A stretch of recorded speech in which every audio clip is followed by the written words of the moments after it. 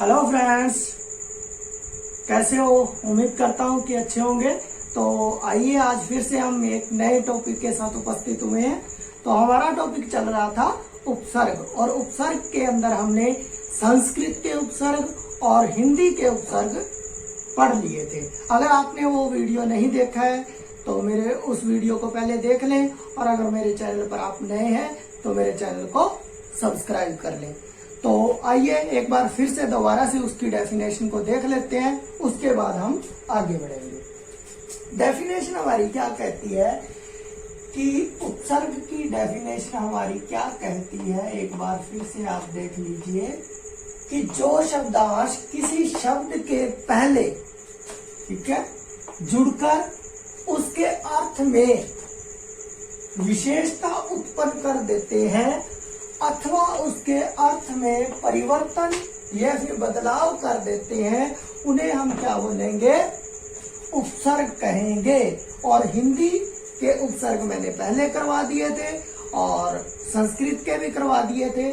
तो आज हम करेंगे उर्दू और फारसी के उपसर्ग करेंगे, ठीक है। तो उर्दू के हम और फारसी के कौन से होते हैं? सबसे पहले मैंने बता दिया था कि कोई भी शब्द हो, ठीक है, किसी भी शब्द के आगे, जैसे मान लीजिए मैं यहां पर लिखता हूं कार, ठीक है, तो अगर मैंने इसके आगे लगाया पर कार, ठीक है, उपकार, तो मेरे ये और पर और उप जो क्या है, ये कार शब्द को क्या कर रहे हैं? बना रहे हैं। इसलिए ये क्या है? किसी शब्दांश के अंदर, ठीक है, किसी यानी शब्द जो पहले होगा उसके अंदर ही हम उपसर्ग या प्रत्यय को उपसर्ग को लगाकर, प्रत्यय को पीछे उपसर्ग को आगे लगाकर शब्द का निर्माण करते हैं। तो आइए फिर हम पढ़ते हैं पहले इसके। तो मैं इसको थोड़ा सा रब कर देता हूँ, यहाँ पर मेरे पास नहीं है, कहाँ चला गया? ठीक है, मैं इसको एक बार रब कर देता हूं ताकि इसके आगे आपको करवाया जा सके। सबसे पहले मैं लिखता हूं, यहां पर लिखता हूं वे। वे क्या है? एक उर्दू का उपसर्ग है वे, ठीक है। तो जैसे इसका लिखते हैं हम बेईमान, ठीक है। ईमान क्या था? एक शब्द था, और बे क्या है? उपसर्ग है। इसी तरह बे इज्जत, ठीक है, इज्जत इसमें क्या है? एक शब्द है, ठीक है। इसी तरह बे होश, ठीक है, तो होश क्या है? इसके अंदर एक शब्द है, समझ आया? इसी तरह मैं एक और लेता हूं खुश, ठीक है, क्या लिखेंगे हम? खुश हाल,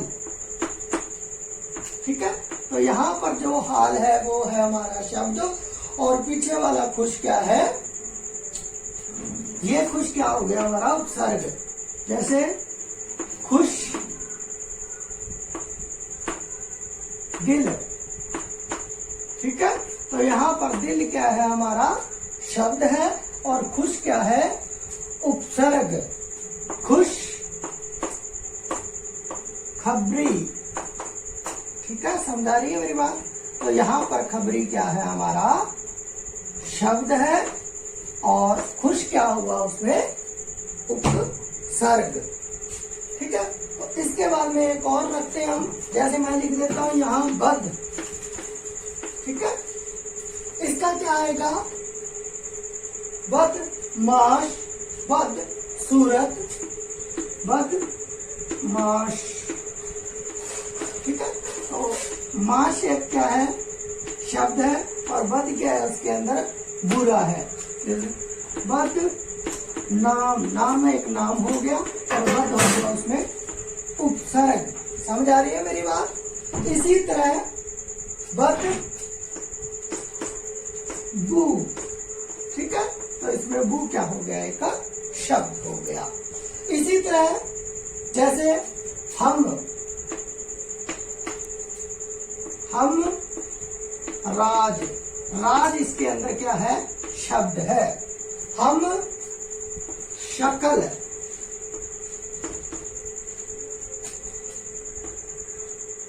ठीक है, यहां पर शक्ल क्या है, हमारा शब्द है। और इसके बाद में लिखते हैं हम उमर, शक्ल का, ठीक है, हम उमर, और उमर क्या है, इसमें शब्द है, ठीक है, हो जाएगा।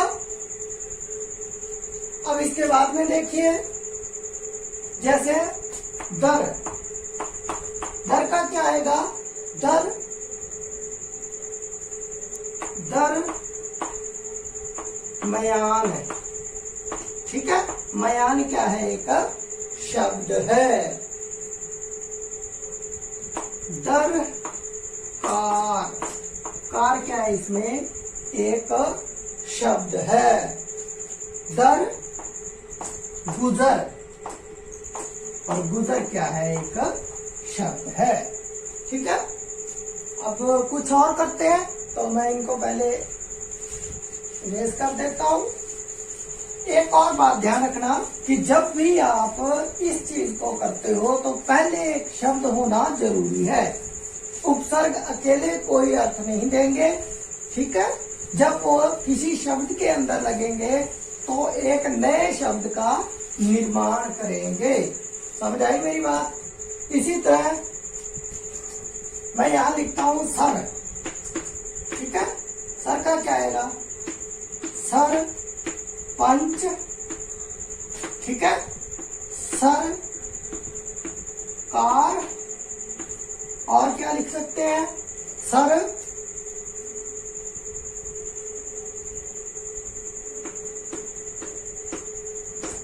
दार, ठीक है। इसमें दार, कार और पंच शब्द थे मूल, और उसके अंदर सर क्या लग गया, उपसर्ग। इसी तरह हम हर, ठीक है, हर एक, हर एक क्या था, इसमें शब्द है, हर क्या है, उपसर्ग है, ठीक है।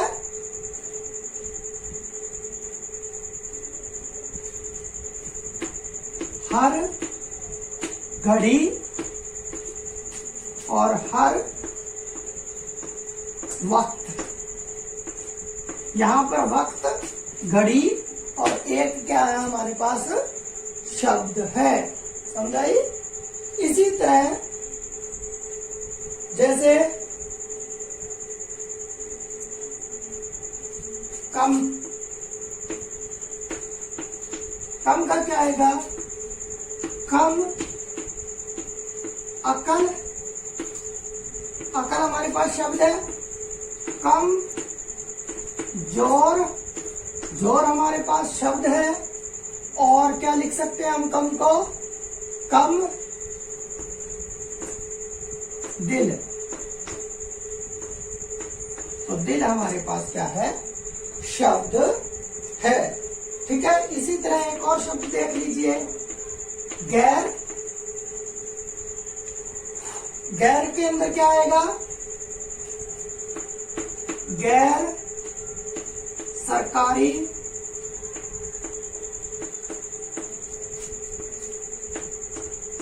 गैर कानूनी और गैर हाजिर। समझाई, ठीक है। तो इसमें हाजिर, कानूनी और सरकारी क्या है हमारे पास, मूल शब्द है, जिसके अंदर हमने गैर क्या लगाया, प्रत्यय लगा दिया। और इसके बाद में हम करेंगे ना,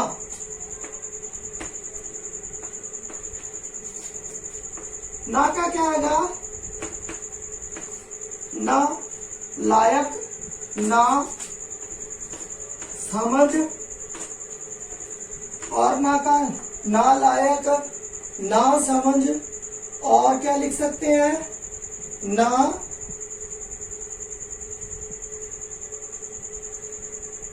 गवार। ठीक है, यहां पर गवार, समझ और लायक, ये हमारे क्या थे, मूल शब्द थे। तो मैंने जो मुख्य थे वो करवा दिए हैं, बाकी आप खुद कर सकते हो। ठीक है, तो ये 19 है जो हमारी हिंदी भाषा में इनका प्रयोग करते हैं। ठीक है, उर्दू और फारसी के 19 है। जो मुख्य लगे मेरे को वो मैंने करवा दिए हैं, और जो बच गए हैं वो आप कर लेना। इसी तरह मैं अंग्रेजी के और बता देता हूं। अंग्रेजी के हमारे पास ज्यादा नहीं है, बस 4-5 ही है मुख्य, जो मैं आपको करवा देता हूं। ठीक है, इनमें से सबसे पहले आता है सब। ठीक है, सब का अर्थ होता है, अगर मैं अर्थ की बात करूं तो सब का अर्थ होता है नीचे या फिर अधीन किसी चीज के। जैसे सब जज,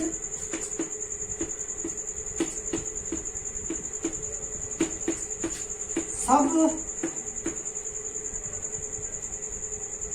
कमेटी, और क्या लिख सकते हैं हम, सब इंस्पेक्टर। ठीक है, तो यहां पर क्या है हमारे पास, इंस्पेक्टर, कमेटी और जज। ठीक है, ये क्या है हमारे पास, मूल शब्द है। दूसरा आता है डिप्टी। ठीक है, डिप्टी का क्या अर्थ होता है, सहायक। जैसे मैं लिखता हूं यहां पर डिप्टी मिनिस्टर। ठीक है, डिप्टी मिनिस्टर। इसी तरह मैं लिखता हूं डिप्टी कलेक्टर, और एक और लिख लीजिए डिप्टी रजिस्ट्रार। थर्ड देखिए वाइस। वाइस का अर्थ होता है बच्चों उप। वाइस चांसलर,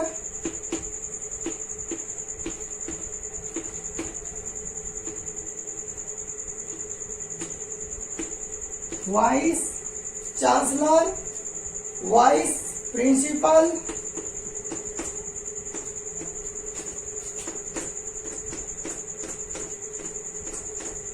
और वाइस क्या लिख सकते हैं हम, राय। ठीक है, वाइस राय जो अंग्रेजों की एक उपाधि हुआ करती थी।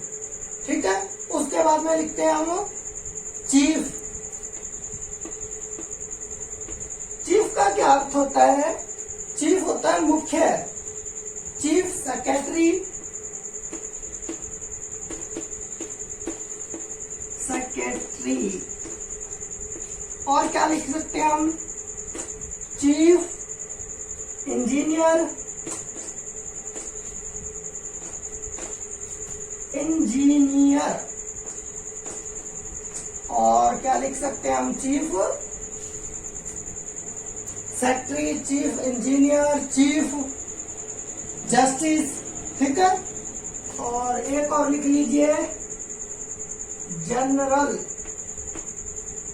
इसका अर्थ होता है मुख्य। ठीक है, इसका अर्थ क्या होता है, मुख्य। जैसे जनरल सेक्रेटरी।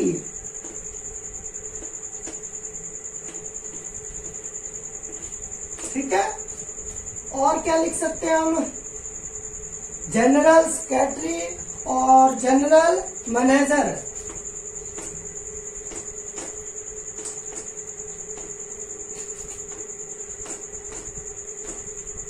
ठीक है, मैनेजर डबल आइकन। ठीक है, इसी तरह हमारे पास एक और बचता हेड। हेड का क्या होता है? मुख्य, हेड, मास्टर, ठीक है, और हेड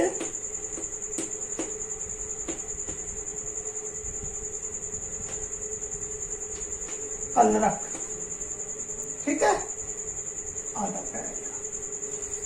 तो मैं उम्मीद करता हूं कि आप इस हेड से सबसे और डिप्टी, वाइस, चीफ, जनरल, अगर इनसे कोई और भी शब्द आएंगे तो वो आप, अगर आपको ये अच्छे से समझ आ गया तो आप मेरे चैनल को सब्सक्राइब कर लें और बेल आइकन दबा लें ताकि आपको आने वाली सभी वीडियो की नोटिफिकेशन मिल सके। ठीक है, बाय बाय।